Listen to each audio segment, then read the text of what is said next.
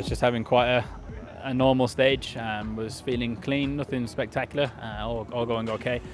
And then you kind of come over the top of the mountain and work your way down the other side, and it's a very fast section coming down, and my pace note was 5 left plus open, stop 40, which was the same as what we used, because obviously it's the same set of notes from last year.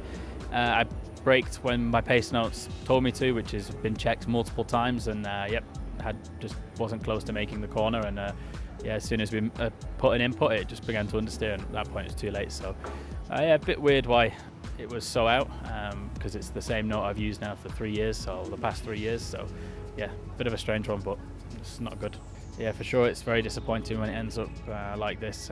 We wanted just to have a nice, good, consistent rally, and to be fair, it was all going to plan, having a nice little battle, not for maybe the position we wanted, but generally we're all in the same boat, so not ideal. The car isn't that badly damaged. Obviously it's ripped the corners off, but the corners so they can be reattached with a new assembly, so providing there's nothing else that we haven't seen, I think we should be out tomorrow.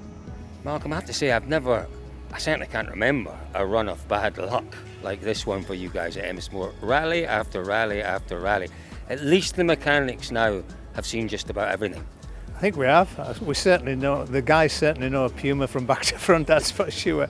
And especially now with what's happened again, I think obviously we're just looking to make sure there's no damage to the roll cage, which I think there isn't. So hopefully we can get the car repaired and get Gus back out tomorrow. I think it's important for him to get back on the horse, especially with the next event being tarmac in Japan as well. So we will do our best to try and make sure we can get him back out tomorrow. What can you do, Malcolm, to break this run of bad luck? You know, you have been around for a very long time. I'm sure you've seen it before. What can you do? I think you've got to remember, Colin, I mean, was it from 2013 to 2017?